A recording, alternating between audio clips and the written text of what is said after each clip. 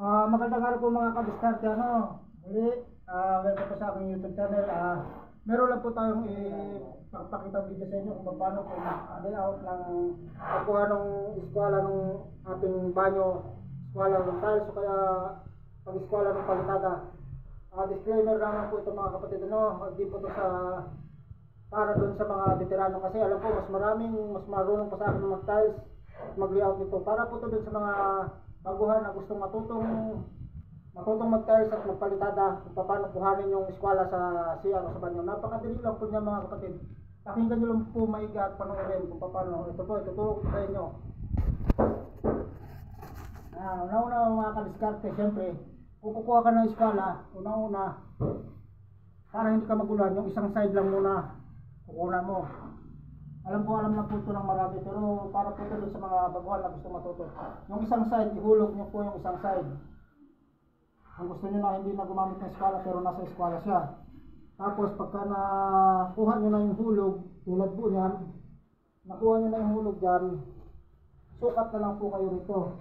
Susukatin nyo lang po yan dyan. Ayun sa kabila, parehas po yan dyan. Yan. Tapos ngayon, susukatin nyo yung kanto niyan, saka yung kanto nito. Yan, parehas po yan. Kailangan magparehas yung kabilaan. Doon, saka rin po, yan. Pagka parehas po yan sukat, paix yung sukat nyo pa ganon. Pagka nagparehas po yan, nasa eskwala po yan. Ganun lang po kadali kumuha ng eskwala mga kadiskarte namin. Kung hindi nyo gusto, kung wala kayong eskwalang malaki na itong eskwala, sukat-sukat na lang po. Madali lang po yan, basta alam nyo lang po. Yan.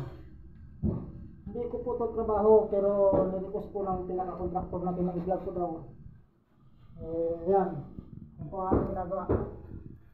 Tapos tinigil po muna natin at medyo makapal ito rito. Hindi kinakaya ng palaman ng tiles natin, ng adhesive. Ginawa natin, pinalitadahan na lang po muna natin.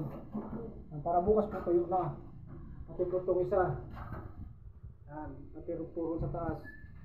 Ito po yung mga gawa nila mga kadiskarte. So, yan yung helper ko. Binigyan na lang. Hey guys. Shout out guys.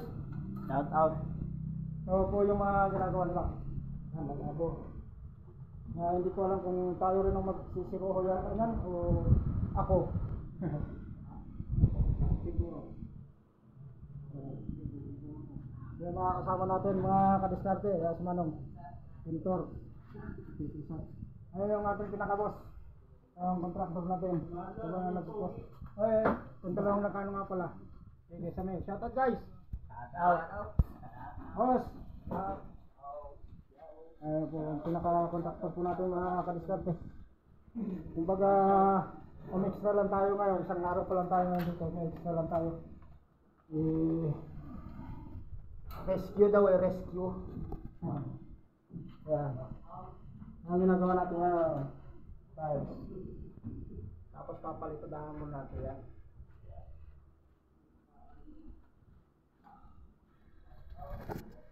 Sana mga kadiskarte, meron kayong natutunan o napulot na konting tips at kaalaman sa aking ginawang video about po sa pag-layout ng tiles ng CR, paano kuhanin sa eskwala, palitada at saka yung asintada ay tiles.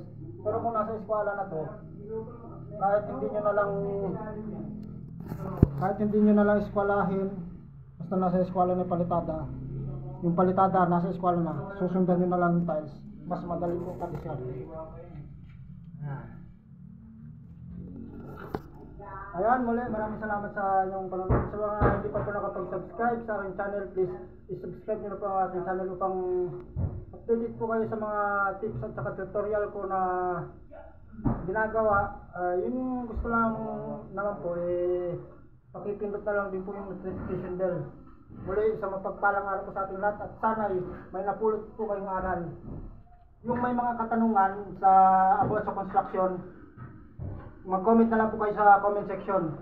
Pipilitin po nating masagutan yung tanong ninyo at pipilitin din po natin magawa ng video upang inyo pong maintindihan ng maigi. Maraming salamat po at isang mapagpalang araw po sa ating lahat. Magandang araw po muli. Next time.